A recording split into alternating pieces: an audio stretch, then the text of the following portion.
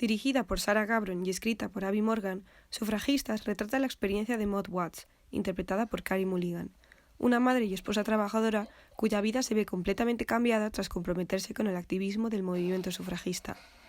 Su personaje esboza en una historia concreta la frustración de millones de mujeres ante la opresión colectiva de la Inglaterra de principios del siglo XX.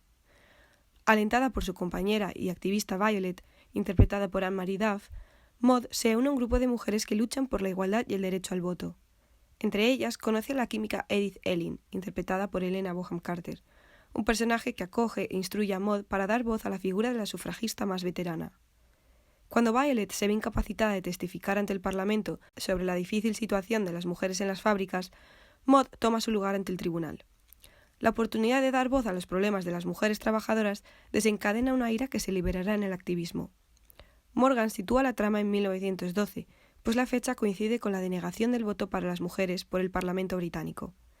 En consecuencia, la trama se desarrolla a partir de la feroz respuesta al Parlamento por parte de la líder sufragista Emmeline Pankhurst, caracterizada en un cameo por la galardonada Meryl Streep. La protesta pacífica se convierte en una guerra de disturbios civiles librada por y para las mujeres, que pretenden reclamar la atención pública sobre la injusticia política, social y moral. Enfrentadas a una sociedad crítica y a una acción policial cada vez mayor, las sufragistas arriesgaron sus trabajos, sus familias e incluso sus vidas, siendo arrestadas y enviadas a prisión, así como avergonzadas públicamente. La película no solo incide en el conflicto sufragista, sino en la dolorosa dificultad de las mujeres, especialmente de aquellas trabajadoras, para conciliar su vida laboral y doméstica con el activismo feminista. A pesar de su ambientación histórica, la película, estrenada en 2015, es de completa actualidad. Un 8 de marzo, 3 años después del estreno, en Madrid, se convocaba la manifestación que albergaría a más de 350.000 personas. Hoy, la protesta sigue igual de vigente, por conmemorar los esfuerzos de miles de mujeres en la lucha y por la obtención del voto femenino, por las 123 trabajadoras que murieron en las llamas de la fábrica textil de Nueva York, por las mujeres que sacrificaron matrimonios, familias y salarios por una causa justa, por todas las mujeres olvidadas de la historia y por todas las que quedan por recordar.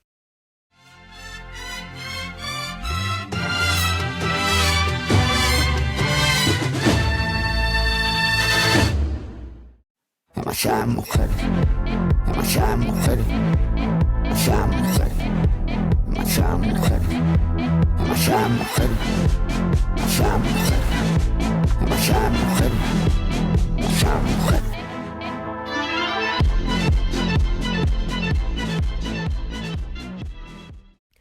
Las mujeres han estado excluidas de la sociedad durante la mayor parte de la historia.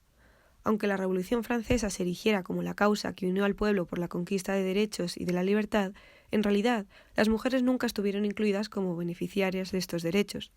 Lucharon, pero siguieron completamente marginadas del discurso liberal ilustrado. Con la Constitución francesa de 1791, muchas mujeres comenzaron a enfocarse en la obtención de la ciudadanía y la igualdad de derechos. Una de estas mujeres, la dramaturga Olympia de Gouges, escribió la Declaración de los Derechos de la Mujer y de la Ciudadana. El pensamiento y los horizontes que emanaron de la Ilustración, como el humanismo o las utopías socialistas, desplegaron un afán por la emancipación y la libertad femenina. Si hombres y mujeres eran iguales en razón, ¿por qué no habrían de tener los mismos derechos? Mary Wollstonecraft, británica ilustrada, abogaba por la igualdad de los sexos, pues consideraba el derecho natural racional como una cualidad universal del género humano. A la vez, inauguró la crítica de la condición femenina, pues defendió que los rasgos de temperamento y conducta considerados como débiles y propios de las mujeres son en realidad producto de su situación de falta de recursos y libertad. Así, confirmó que la jerarquía masculina es realmente un privilegio injusto avalado por prejuicios que se han prolongado continuamente a lo largo de la historia para preservar el poder masculino. Wollstonecraft, al igual que Gouges, aboga por la ciudadanía y el derecho al voto de las mujeres. Reivindica la idea de la mujer como sujeto político, algo que hasta la fecha había sido impensable. Rebate así el discurso de Rousseau en el Emilio sobre la exclusión femenina en la educación. Mary argumenta que solo con una educación igualitaria se demostrará la igualdad en razón de ambos sexos. Su obra Vindicación de los derechos de la mujer, publicada en 1792, expresa su postura.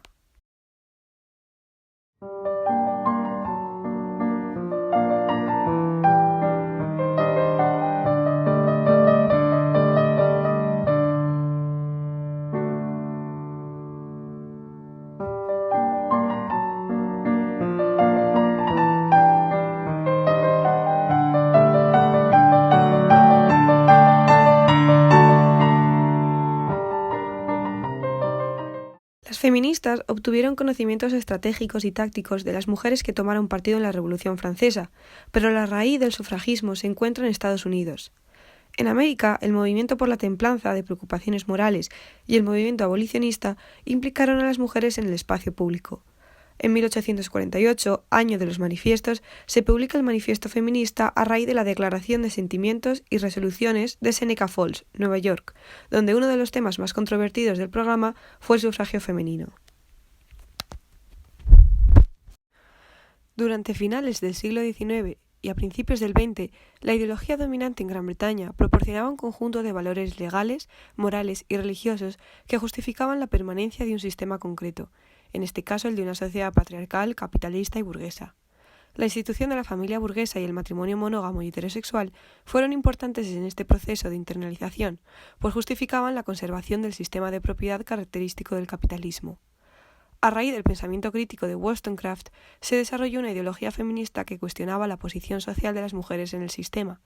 Más tarde, la influencia del cartismo impulsaría las demandas de mujeres por mejoras en las condiciones de trabajo, el derecho al voto y la participación política. Este movimiento estimuló la formación de una oposición al feminismo por parte de las élites. Tanto en la realidad como en la película, esta élite se ve reflejada primero por los hombres que ostentan el poder, el primer ministro Herbert Henry Asquith, el parlamento, los jueces, los cuerpos de seguridad y, por último, los hombres burgueses y la clase obrera. Esta oposición al derecho al feminismo no era simplemente oposición a la reforma política y social, sino al cambio en las relaciones sociales de hombres y mujeres. El miedo natural de los varones a que la relación entre los sexos se viese alterada, el miedo a perder el control ideológico y social. Es por tanto comprensible que las mujeres que apoyaban la actividad política y profesional femenina fuera del hogar, por definición se salían del rol doméstico no productivo de crianza y en consecuencia eran etiquetadas como desviadas, locas y lesbianas. En Gran Bretaña y durante el cambio secular, el activismo feminista se vio influenciado por una sociedad con mayor movilidad, la idea de soberanía nacional importada del liberalismo, es decir, el derecho a ser representado, y las nuevas reformas sociales del constitucionalismo, que había ampliado derechos democráticos como el sufragio, libertades sindicales y las libertades de asociación que generaron las primeras trade unions. En general, el malestar social provocado por la fuerte industrialización y la explotación laboral se pretendía absorber a través de reformas laborales y con la ampliación de la posibilidad en el voto. Maud Watts es una trabajadora de lavandería.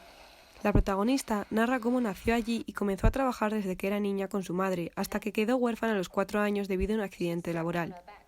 Ella declara cómo cobra 13 chelinas a la semana y trabaja 1/3 más de horas que sus compañeros hombres, quienes recaudan un sueldo de 19 chelines a la semana. Las mujeres demandaban igualdad de derechos y representación política, porque no solo contribuían a la sociedad como los hombres, sino que lo hacían en mayor medida. Trabajaban más, cobraban menos y eran las encargadas del trabajo doméstico y de los cuidados. La conquista de espacios como el trabajo asalariado, el ingreso en los sistemas de educación, la lucha por la igualdad jurídica y de derechos civiles y políticos, junto con el reclamo público cada vez más numeroso, mostraban el avance y la influencia de las mujeres en numerosos terrenos. El sufragismo fue la punta de lanza de todo el programa reivindicativo de reformas sociales y políticas en las mujeres. Nació oficialmente a mediados del siglo XIX, muy vinculado a sectores liberales y progresistas. Entonces fue liderado por el elitista grupo de las Damas de Langham Place. En 1865, John Stuart Mill fue elegido para el Parlamento y 2 años después presentó una enmienda para reconocer el voto a las mujeres.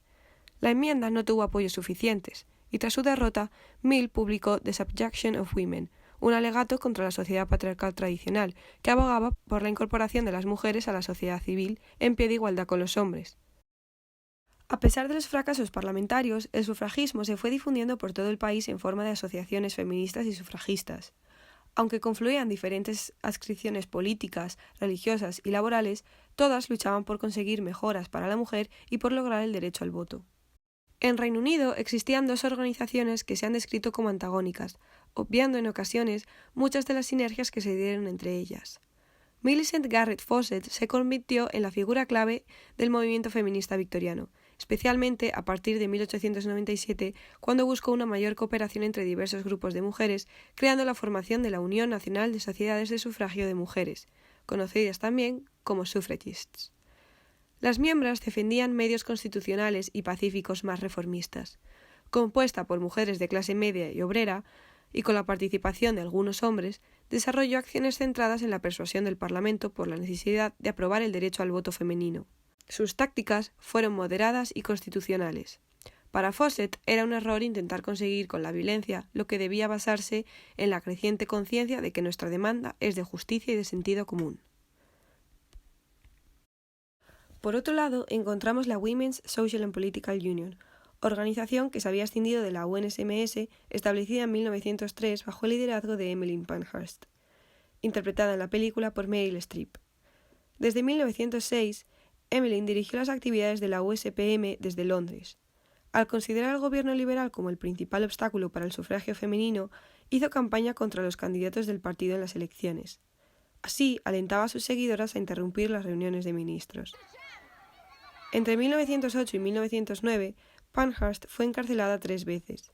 A pesar de declarar una tregua al gobierno en 1910, este bloqueó un proyecto de ley de conciliación sobre el sufragio femenino, por lo que Pankhurst mandó a sus seguidoras a la calle una vez más. Las afiliadas fueron conocidas también como mujeres militantes o combativas, militant women y suffragettes, distinguiéndose así de las suffragists moderadas de Fawcett.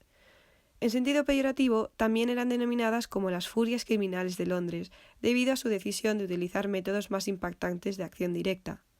La USPM fue mucho más combativa a la hora de hacer oír sus reivindicaciones. Sin embargo, logró situar el debate del sufragio femenino en primer plano. El personaje histórico de Emmeline es sin duda polémico. Tenía un carácter fuerte y tras el fallecimiento de su marido, amigo por cierto de Stuart Mill, estableció un matriarcado familiar donde ejercía la máxima autoridad.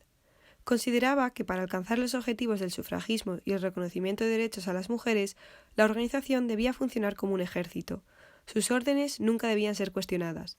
Las peticiones de democracia interna fueron desestimadas siempre por Emmeline, que expulsó a todos los que se mostraban en desacuerdo con sus decisiones. Incluida a una de sus hijas, Sylvia, tuvo que abandonar la organización por su tendencia a colaborar con el Partido Laborista. En 1911, Sylvia Pankhurst publicó Historia del movimiento de mujeres sufragistas, donde su pensamiento propio, pacifista y socialista empezó a despuntar. Para ella, el sufragismo era solo uno de los aspectos de la enorme lucha por la libertad y la justicia política. Intentó formar y movilizar a las mujeres obreras y, al mismo tiempo, apoyar la creación de estructuras que diesen solución a problemas sociales acuciantes, como la crianza de los hijos e hijas o la insalubridad de la vivienda. Con estos planteamientos, empezaron a hacerse evidentes las diferencias con la unión social y política de las mujeres, y con su madre y sobre todo su hermana, Christabel Pankhurst. En 1914 fue expulsada de la USPM debido a sus diferencias con la organización, que eran de índole política, organizativa, estratégica y táctica. Y es que Pankhurst se había comprometido a no colaborar con ningún otro partido político, ni siquiera el Independent Labour Party, hasta que las mujeres obtuvieran el voto. Tampoco admitía la militancia de los hombres. Esto causó escisiones internas entre las sufragistas, pues miembros históricas como Charlotte Despard también desaprobaban la violencia y la negativa a colaborar con otros partidos. La división en el movimiento se tradujo en la designación de quienes integraban el ala radical, las suffragettes, y la moderada, las suffragists. La división del movimiento también es representada en la película. A pesar de que todas las protagonistas pertenecen a la USPM, el marido de Edith, Hugh, teme que su mujer pueda salir dañada e incluso que pueda perder la vida en una de sus reivindicaciones. Por tanto, intenta persuadirla para que se retraiga al sufragismo más pacifista y llega incluso a argumentar que la propia Sylvia, hija de Emmeline, discrepa de su madre abogando por una lucha antibelicista. Durante los primeros años de la USPM, las mujeres se habían comprometido a perseguir sus derechos de forma pacífica y educativa. Eran comunes las marchas y manifestaciones al Parlamento, así como el abucheo y la interrupción de discursos políticos masculinos. En 1908, sus partidarios se multiplicaron y una gran manifestación en Hyde Park congregó a más de 500.000 personas. Incluso el diario conservador The Times afirmó que en el último cuarto de siglo no se había visto un acto tan multitudinario.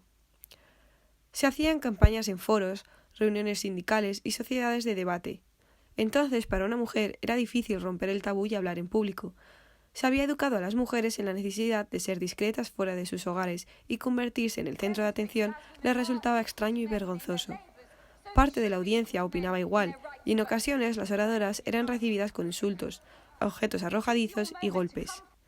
Dado que el gobierno se negó a ceder ante las prerrogativas del sufragio femenino, se adoptaron nuevas y más agresivas formas de militancia.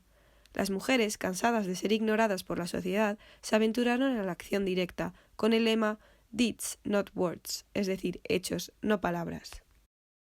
Herbert Henry Asquith, primer ministro y líder del Partido Liberal, se comprometió a presentar un proyecto de ley que permitiera el voto femenino en las elecciones generales.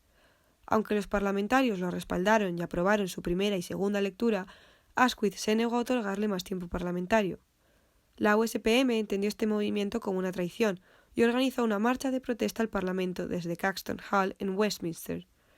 Las fuerzas policiales y una multitud de transeúntes se enfrentaron a 300 manifestantes frente al Parlamento. Las mujeres fueron atacadas durante las siguientes 6 horas con agresiones físicas y sexuales. La crispación e indignación femenina eran cada vez mayores. Christabel Pankhurst, la hija mayor de Emmeline y la principal organizadora de la unión, decidió que era necesario un enfoque más combativo para hacer que el sufragio femenino fuera noticia. Pronto, el grito de votos para las mujeres resonó por todas partes. Las suffragettes se involucraron en formas de desobediencia civil, tales como procesiones al Parlamento y el cuestionamiento asertivo de los políticos. A partir de 1912, fecha en la que se ambienta la película, las Pankhurst hacen un llamamiento especial a la militancia más combativa. Las suffragettes llevaron a cabo ataques a la propiedad y ataques incendiarios secretos. Quemaron campos de golf con ácido, prendieron fuego a palcos y edificios vacíos, vertieron líquido negro en los buzones para destruir el correo, acuchillaron pinturas conocidas y rompieron ventanas a gran escala en las tiendas del West End en Londres. El objetivo siempre fue dañar la propiedad, pero no la vida. Conscientes de la necesidad de llamar la atención de la opinión pública, las tácticas de las sufragistas fueron cada vez más espectaculares. Marion Wallace Dunlop se coló en el Parlamento y grabó en un pasillo un pasaje de la Declaración de Derechos, mientras que Leonora Cohen destruyó la vitrina que contenía las joyas de la corona en la Torre de Londres. Como resultado, Marion Wallace fue enviada a la cárcel de Holloway, donde serían destinadas más de 1000 mujeres sufragistas en los próximos años. Wallace fue la primera sufragista que se declaró en huelga de hambre para exigir que la consideraran prisionera política. Ayunó durante 91 horas hasta que fue liberada, atendiendo a que su vida estaba en riesgo. Muchas militantes siguieron el ejemplo de Marion y, como respuesta, el gobierno introdujo la alimentación forzosa bajo supervisión médica. Esta política estatal represiva fue particularmente brutal bajo la ley del gato y el ratón, por la cual las mujeres, es decir, los ratones, serían liberadas por las autoridades, el gato, cuando su estado físico fuera preocupante. Sin embargo, una vez recuperadas físicamente, volvían a ser detenidas y encarceladas. Las mujeres eran forzadas a ser alimentadas a través de la inserción de tubos de goma por la garganta o por la nariz. En ocasiones, eran introducidos directamente por el estómago, el método más doloroso, e incluso por la vagina, siendo una práctica muy similar a la violación. Estas técnicas iban acompañadas de una violencia física considerable, por lo que las prisioneras terminaban asfixiándose o vomitando. La violencia en prisión, sumada a la deliberación en el Parlamento sobre la concesión del voto, indignó a todo el sector sufragista. Varios ministros del gobierno liberal opinaban que el perfil de mujeres al que se dirigía el derecho al voto, propietarias solteras y viudas, votaría mayoritariamente conservador, por lo que se pusieron al mismo. Así, el proyecto que tantas esperanzas había suscitado fue definitivamente descartado en 1912.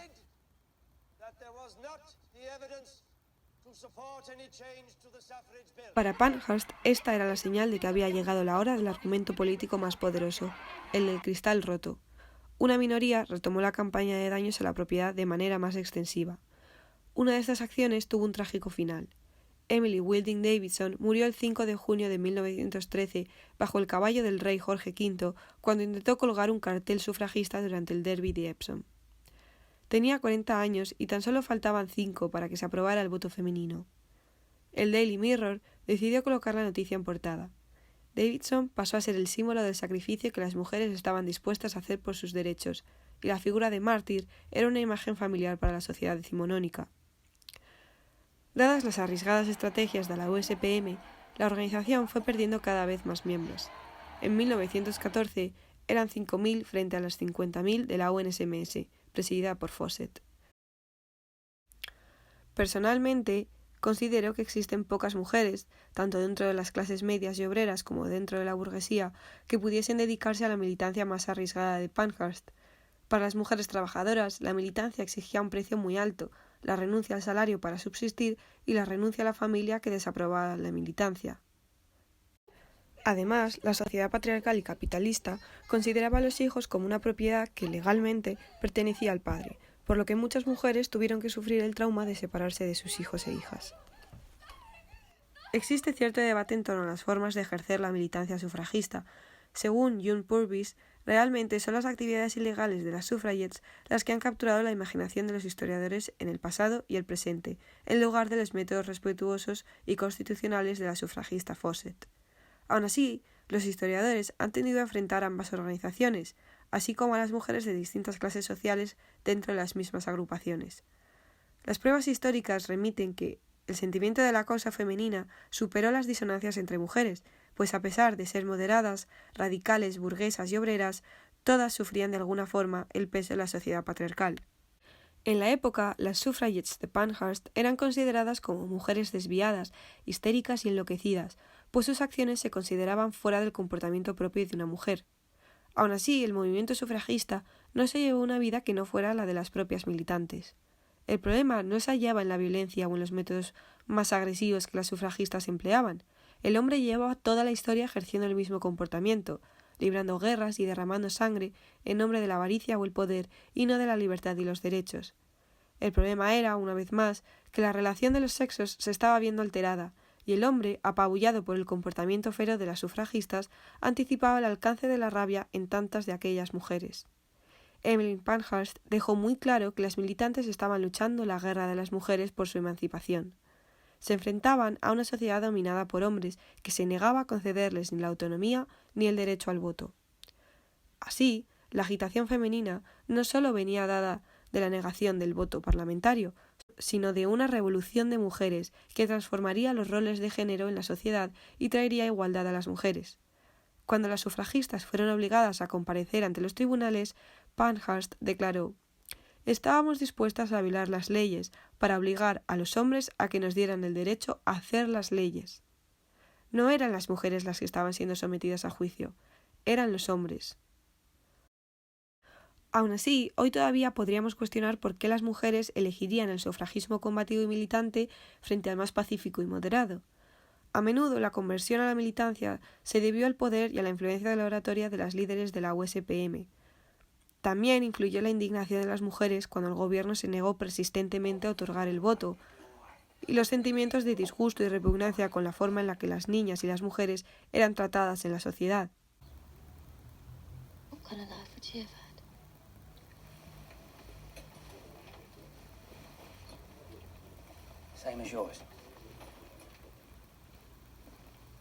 Finalmente, como una forma de protesta contra el trato bárbaro de las prisioneras sufragistas. A las mujeres casadas les podía resultar especialmente difícil involucrarse en la militancia, ya que las ideologías familiares en la sociedad de la época defendían la idea de que el lugar de una mujer casada estaba dentro del hogar. Las esposas militantes tuvieron que adaptar su vida política a su horario doméstico. Una mujer de clase trabajadora que se unió a la USPM en Manchester descubrió que la hostilidad de los maridos limitó el rango de participación política. Sus maridos no estaban de acuerdo con ellas, en 9 de cada 10 casos. En particular, los hombres trabajadores que eran socialistas eran realmente conservadores de corazón. Nunca sabremos qué habría pasado de continuar así las cosas, porque el estallido de la Gran Guerra interrumpió la actividad de la organización. Pankhurst abrazó la causa patriótica y se puso a disposición del gobierno. Sin embargo, la UNSMS continuó su campaña.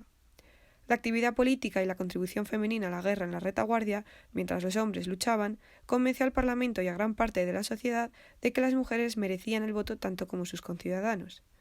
En 1918, bajo la Ley de Representación del Pueblo, a las mujeres mayores de 30 años se les concedió el voto si eran cabezas de familia, esposas de cabezas de familia, ocupantes de propiedades con una renta anual de 5 centavos o más, o graduadas de universidades británicas. Por fin, algunas mujeres tenían derecho a voto, aunque solo alrededor de 8,5 millones eran realmente elegibles para hacerlo. No fue hasta 1928 que todas las mujeres mayores de 21 años pudieron votar en igualdad de condiciones con los hombres. El 2 de julio de 1928, el proyecto de ley se hizo oficial. Lamentablemente, Emmeline Pankhurst había muerto unas semanas antes del 14 de mayo.